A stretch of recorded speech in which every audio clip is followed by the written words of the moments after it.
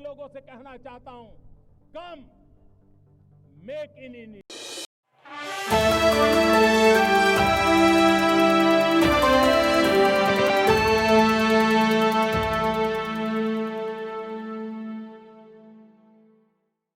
में लीन होकर यहाँ पर श्री कृष्ण की जन्मस्थली पर उन्होंने पूजा अर्चना की।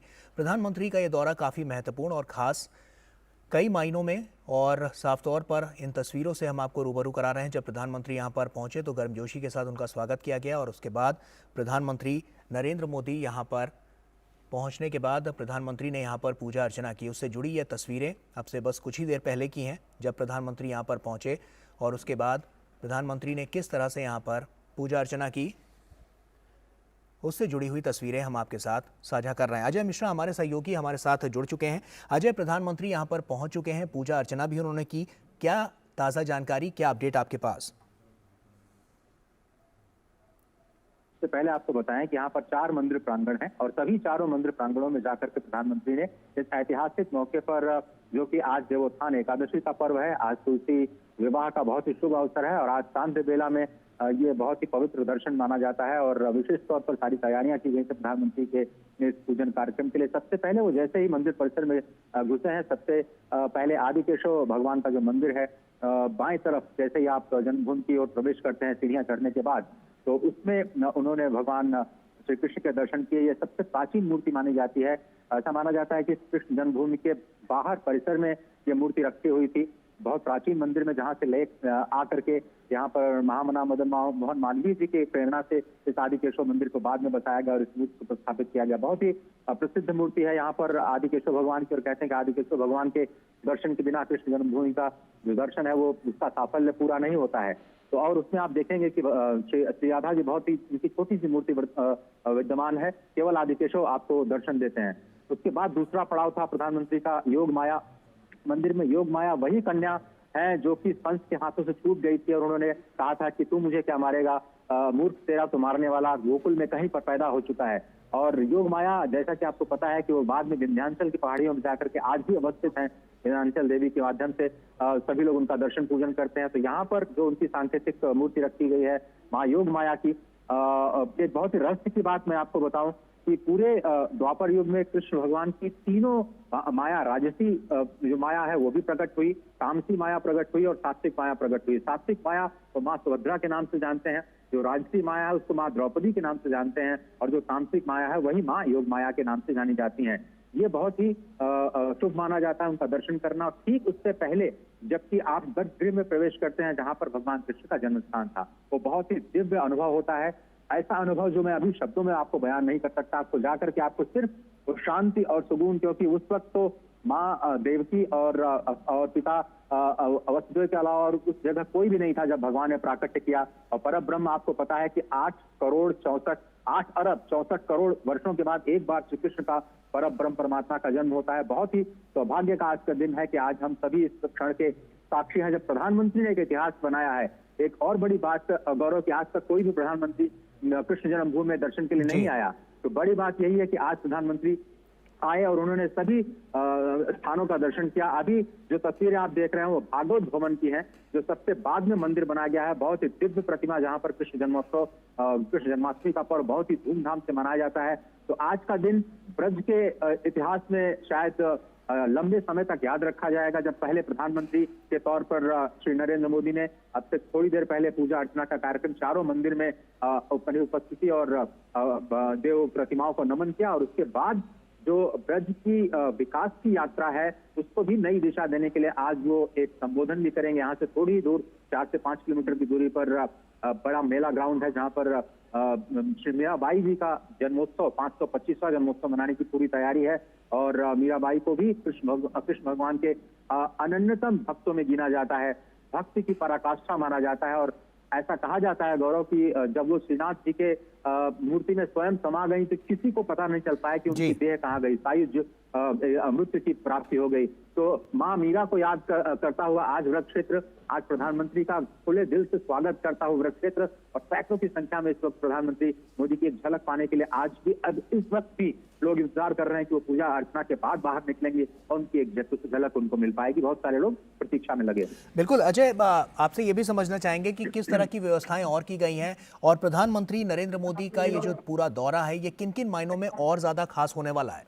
देखिए, पहला तो ऐतिहासिक मौका है कि वो जन्मभूमि पर आए, और जन्मभूमि का, कृष्ण जन्मभूमि का संबंध सीधे राम जन्मभूमि से है। ये बहुत सारे कम लोग समझते हैं। इस बात को समझना होगा कि राम जन्मभूमि की जो अयोध्या की भूमि है, वहीं से शत्रुघ्न भगवान आकर के उन्होंने मथुरापुरी को बसाया, और सातों पुरियों में मथुरा को पुरीश्वरी कहा जाता है ना, पुरियों की ईश्वरी अधिष्ठात्री देवी के तौर पर कहा जाता है। इस सब देखिए मेरे सामने मैं जो देख पा रहा हूँ, करतल ध्वनि से पूरी भीड़ जो है प्रधानमंत्री का स्वागत करते हुए और प्रधानमंत्री जो उन सभी का अभिवादन स्वीकार करते हुए इस वक्त पूजा अर्चना के बाद जब वो बाहर निकले हैं, तो जिस तरह से उत्साह देखा जा रहा है, देश के अलग अलग हिस्सों से जो आज एकादशी के अवसर पर दर्शन करने के लिए कृष्ण जन्मभूमि में पधारे थे, आज उनके लिए दोहरी खुशी का मौका है कि आज उनको प्रधानमंत्री के साथ भी, अपने प्रिय प्रधानमंत्री के साथ भी मुखातिब होने का मौका मिल रहा है। हर्षोल्लास इस वक्त चरम पर है और सभी लोग हाथ हिला करके एक अभिवादन, एक उनकी झलक पाना चाहते हैं।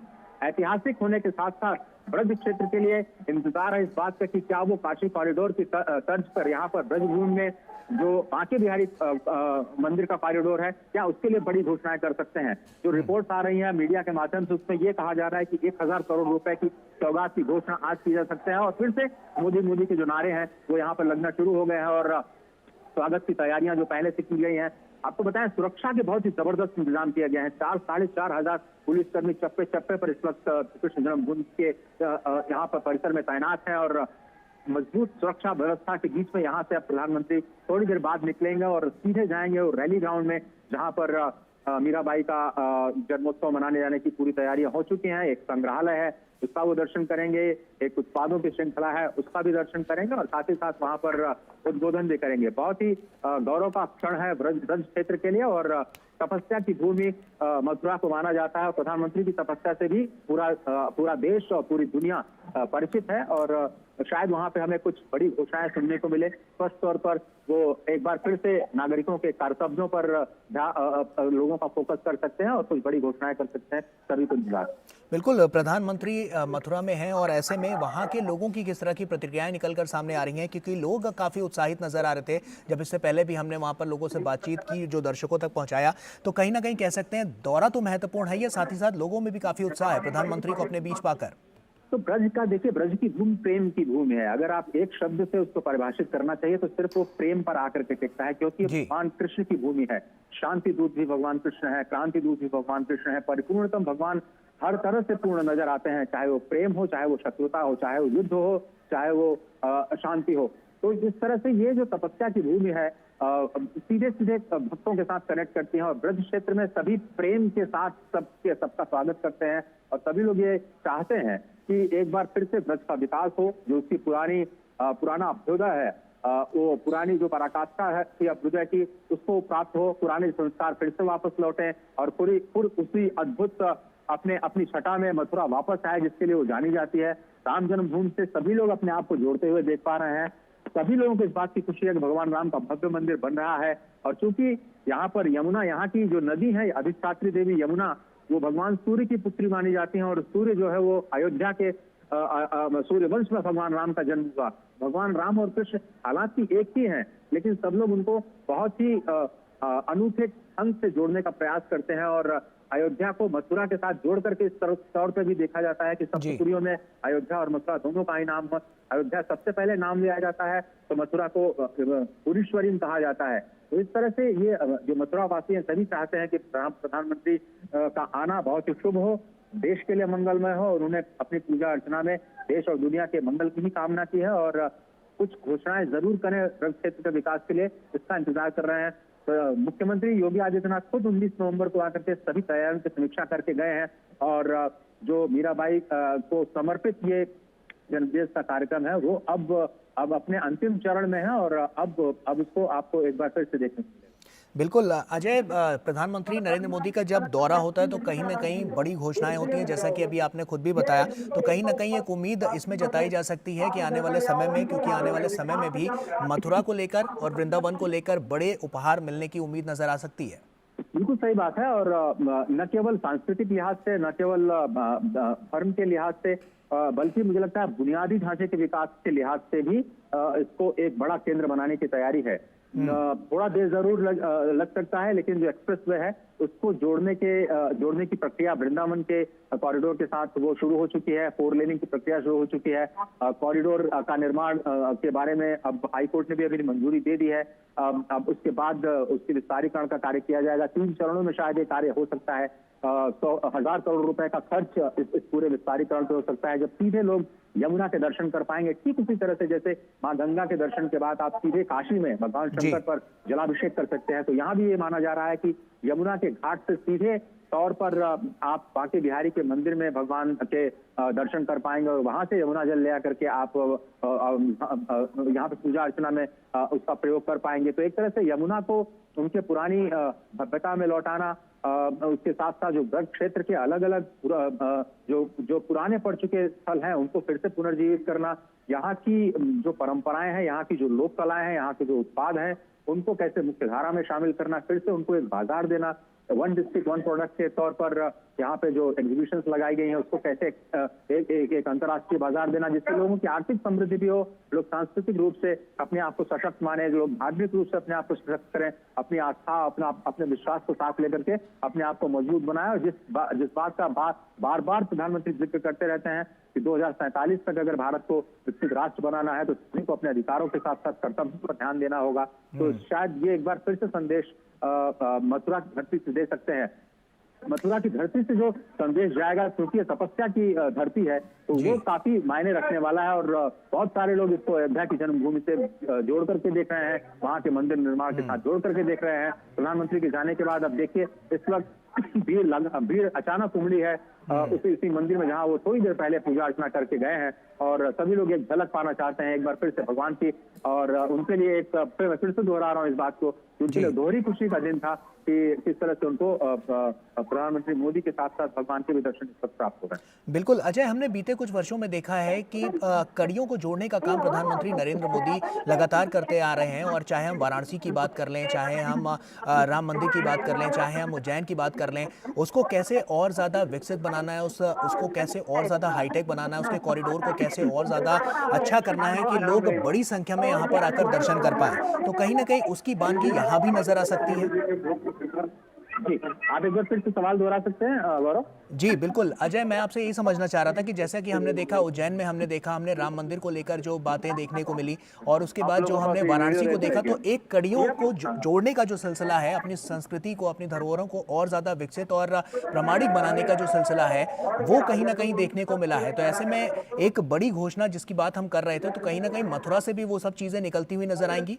जी बिल्कुल सही कहा आपने। बुनियादी ढांचे का निर्माण और उसके साथ में आम जनमानस को उसके साथ जोड़ने का जो प्रयास है, क्योंकि आप देखिए काशी में जो लोगों के आने का सिलसिला है कई गुना बढ़ गया है काशी कॉरिडोर के बनने के बाद में, वहाँ की घाटों की सफाई के बाद में। क्योंकि अब आप धार्मिक क्षेत्रों को सीधे तौर पर स्वच्छता के साथ जब जोड़ते हैं, जब आप विकास के साथ जोड़ते हैं, तो लोगों को आसानी होती है आने में। और जो लोग सिर्फ ये सोच करके मंदिरों के दर्शन के लिए नहीं जाते थे कि वहां बहुत गंदगी होती थी या फिर बहुत भीड़ का सामना करना पड़ेगा, अव्यवस्थाओं का सामना करना पड़ेगा, चीजें वही हैं, थोड़ा सा व्यवस्थित करने की कोशिश की जा रही है, जिससे कि और ज्यादा मुख्य धारा में लोग शामिल हों।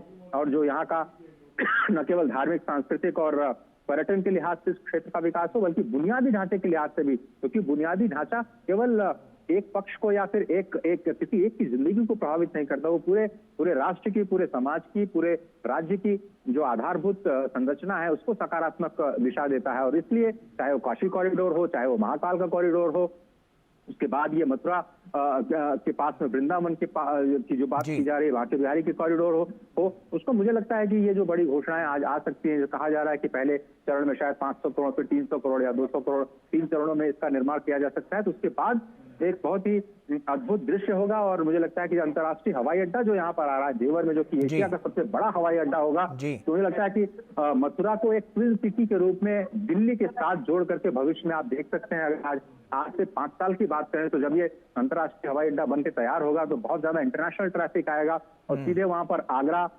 और मथुरा का जो आकर्षण है पूरी दुनिया का, वो पूरी दुनिया को खींच करके ले आएगा। उसी की तैयारी मुझे लगता है कि बुनियाद जो है वो बनाने की कोशिश की शुरुआत होगी। चलिए।